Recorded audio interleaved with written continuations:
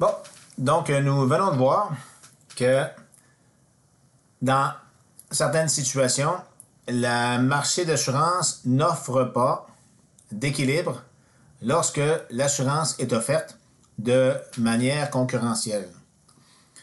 Et on peut observer dans la réalité qu'il y a des endroits ou des situations où l'assurance est obligatoire. Par exemple, au Québec, l'assurance responsabilité civile automobile est obligatoire. Pourquoi? Parce que dans un marché concurrentiel, la plupart des conducteurs automobiles sont à faible risque. En fait, malgré la très grande quantité, on peut observer une quantité visible d'accidents automobiles sur les routes à l'intérieur d'une même année, mais compte tenu de la quantité de véhicules sur les routes et de la quantité de déplacements que les individus effectuent en automobile à l'intérieur d'une année, la probabilité d'être impliqué dans un accident est très, très faible. Donc, la très grande majorité des conducteurs automobiles sont des individus à faible risque. Donc, en assurance automobile, on se retrouve dans la situation avec trop d'individus à faible risque pour qu'un équilibre concurrentiel existe. Et dans un tel marché, les seuls contrats d'assurance qui sont vendus sont ceux offerts à des individus à haut risque, et ce, pour une prime qui soit très élevée. Donc, c'est probablement une des raisons pour lesquelles l'assurance responsabilité civile en automobile est obligatoire. Par contre, vous remarquerez qu'au Québec, l'assurance collision,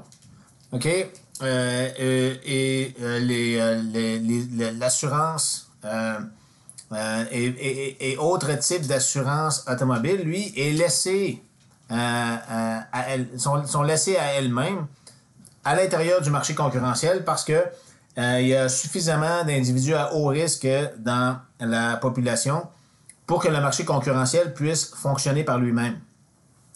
Donc, dans le cas de l'assurance collision, c'est possible quand même d'être impliqué dans un petit accrochage qui ne mette pas notre vie en danger ou qui ne mette pas la vie des autres en danger.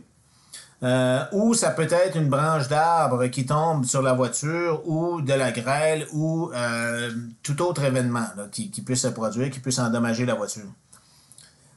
Alors que lorsqu'on parle de blessures corporelles en assurance automobile, s'il n'y a que les individus à haut risque qui se procurent de l'assurance pour les blessures corporelles, là, on parle de primes d'assurance qui soient très élevées parce que l'indemnité qui est versée en cas d'accident sera elle aussi très élevée. Donc, est-ce possible d'améliorer le sort de tous en rendant l'assurance obligatoire? Si on oblige tout le monde à s'assurer pour un certain niveau de couverture, comme par exemple, on oblige tout le monde à s'acheter une couverture d'au moins delta 0. Delta O, j'ai mis O pour obligatoire. Supposons qu'on oblige tout le monde à se procurer un niveau delta O minimal d'assurance, et ce, à prime concurrentielle, compte tenu du risque moyen dans la population. Pourquoi delta O peut être vendu avec une prime concurrentielle basée sur la probabilité d'accident moyenne de la population? C'est parce que delta O est obligatoire. On a vu précédent que lorsque l'assurance n'est pas obligatoire, c'était impossible d'avoir un équilibre dans lequel un seul contrat est offert à tout le monde dans la population avec une prime d'assurance concurrentielle basée sur la probabilité d'accident moyenne de la population. Mais si cette assurance-là est obligatoire, cette assurance-là est offerte et les gens à haut risque et à faible risque sont obligés de l'acheter. Donc, il n'y a pas moyen pour un autre assureur d'offrir un contrat différent et d'attirer les faibles risques parce que les faibles risques sont obligés d'acheter le premier contrat. Donc, les faibles risques ne peuvent pas se déplacer du contrat obligatoire vers le contrat qui serait pas profitable pour un assureur si offert. Donc ici, la question d'équilibre de Nash ne se pose pas. Le contrat est obligatoire. Donc là, on s'écarte de l'hypothèse de concurrence parfaite de départ. Donc, voici notre marché d'assurance concurrentielle en l'absence d'assurance obligatoire. Si jamais on obligeait les gens à se procurer un certain niveau d'assurance, ben le niveau de consommation auquel mènerait l'assurance obligatoire doit se retrouverait sur la droite bleue, qui est la droite de zéro profit moyenne de l'ensemble des individus de la population. Donc, si on oblige tout le monde à s'acheter pour au moins delta O d'assurance obligatoire à une prime P bar delta O, ben P bar delta O, on est capable de le calculer. Si on le soustrait de WO, ben ça nous donne le niveau de consommation offert par l'assurance obligatoire. Donc, je sais exactement où se situent les niveaux de consommation avec et sans accident lorsqu'un individu se procure l'assurance qui est obligatoire, qui a été rendue obligatoire par le gouvernement. Donc ça, c'est notre point de départ. Donc le point de départ, au lieu de partir du point A comme point de départ du marché d'assurance, on part du point O. On part du point qui est ici, le point obligatoire. Donc au Québec, notre marché d'assurance, le point de départ du marché d'assurance, c'est pas l'absence totale d'assurance. Le point de départ du marché d'assurance, c'est tout le monde est couvert pour les blessures corporelles par l'entremise de la Société d'assurance automobile du Québec et tout le monde est couvert pour le dommage causé à autrui par l'entremise de l'assurance responsabilité civile qui, elle, est vendue par des assureurs privés, mais est obligatoire par décret du gouvernement. Et maintenant, qu'est-ce qui va être acheté ou non par des gens à haut ou à faible risque? C'est les autres types d'assurance, donc l'assurance collision et l'assurance sans collision ni versement, l'assurance dommage sans collision ni versement. Et autres types d'assurance comme l'assurance de location de voiture ou l'assurance de dommages corporels au-delà de ce que la SAAQ indemnise. C'est bon, donc notre triangle partirait d'ici. Donc, si on doit tracer une droite de zéro profit s'adressant au F et une droite de zéro profit s'adressant au H, ben le point de départ de ces droites de zéro profit-là, ici, sont le point O plutôt que le point A.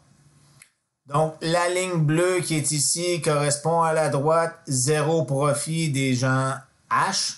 Donc, cette droite-là ici est parallèle à la droite qui part de A et qui se rend à B. Et la droite zéro profit s'adressant aux individus F est cette droite-là ici. Et cette droite est parallèle à la droite AD. Donc, si notre point de départ est celui-ci, ben, l'équilibre concurrentiel qui pourrait prévaloir serait celui-là ici. Donc, les individus à haut risque sont couverts entièrement. Les individus à haut risque sont toujours couverts entièrement. Là, dans ce cas-ci, en présence d'assurance obligatoire, c'est sûr que le bien-être des individus à haut risque est amélioré, car une partie de leur assurance leur coûte la prime moyenne de la population, plutôt que la prime des gens à haut risque. Donc, pour se rendre au point B, qui est accessible à l'aide d'un contrat à couverture entière, les individus à haut risque payent la prime des gens, la prime totale des gens à risque élevé. Alors que pour se rendre au point E, les individus à haut risque payent la prime moyenne de la population qui est inférieure à la prime PH pour un niveau de couverture delta O. Et pour la balance delta O jusqu'à delta K, là, les individus, dans ce cas-ci, les individus payent la prime PH.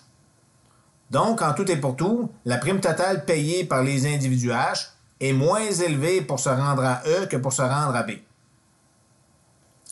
Dans le cas des individus F, eux, si jamais il est possible de se rendre jusqu'à un point qui soit supérieur à la courbe IF chapeau,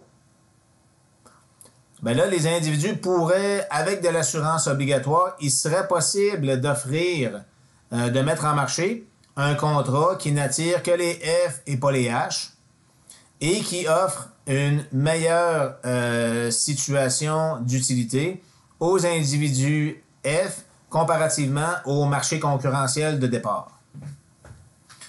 Donc ici, on a un scénario dans lequel l'assurance obligatoire améliore le sort de tous. Donc l'assurance obligatoire améliore à la fois le sort des individus H et le sort des individus des F.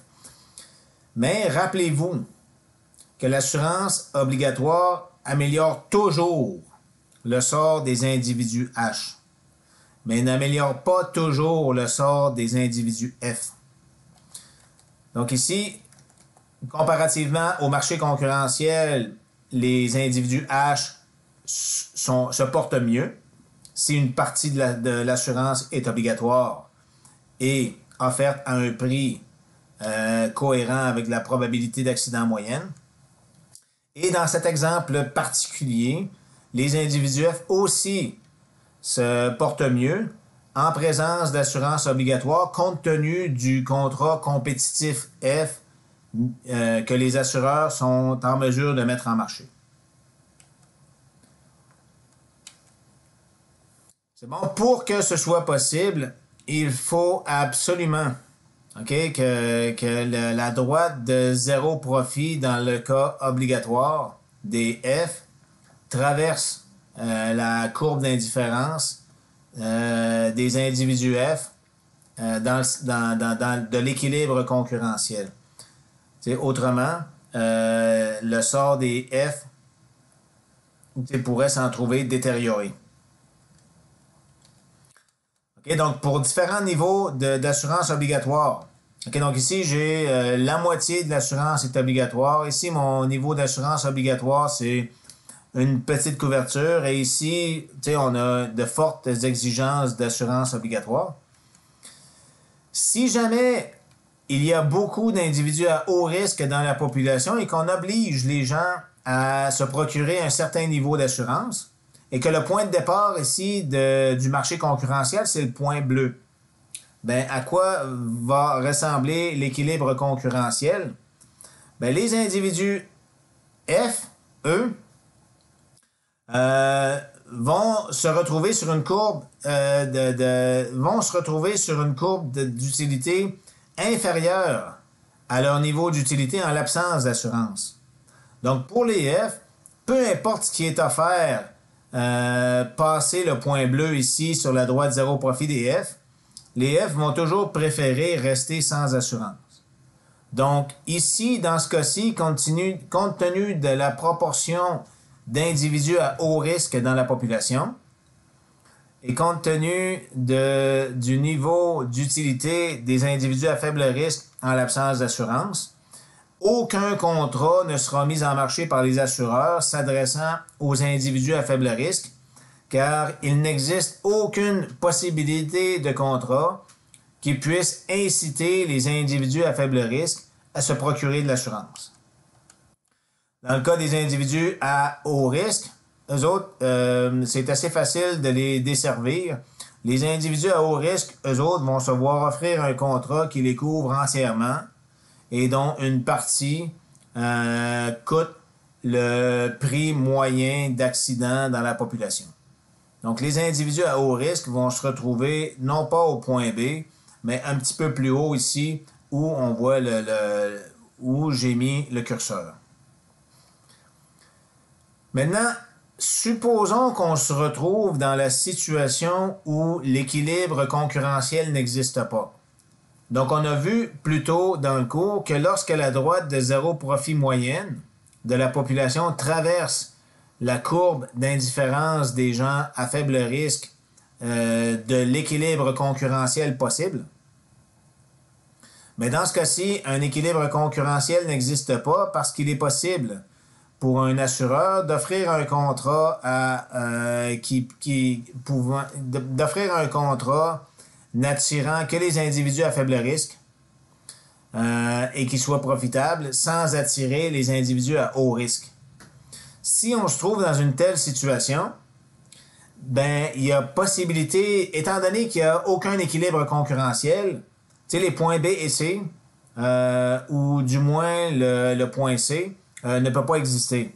Mais si on oblige tout le monde en l'absence, donc je reviens ici, en l'absence d'un tel équilibre concurrentiel, qu'est-ce qui peut se produire? Ben, il est toujours possible pour les assureurs d'offrir le contrat à couverture entière aux individus à haut risque, qui améliore la situation des individus à haut risque comparativement à l'absence d'assurance, mais les individus à faible risque, eux, n'ont pas accès à l'assurance. Okay? Ou ne sont pas intéressés par les contrats offerts sur le marché. Donc, il y a une partie de la population ici qui se trouve encore au point A, alors que les hauts risques, eux, se trouvent entièrement couverts et les assureurs, eux, réalisent un profit espéré de 0. Si on oblige tout le monde à s'assurer entièrement, ben dans ce cas-là, tout le monde se retrouve au point bleu. Le point bleu ici améliore le sort des F relativement à l'absence d'assurance et le point bleu améliore le sort des H relativement à leur contrat compétitif ou à l'absence d'assurance. Ce qui veut dire que obliger tout le monde à s'assurer entièrement lorsque l'équilibre concurrentiel n'existe pas, améliore effectivement le sort de tous.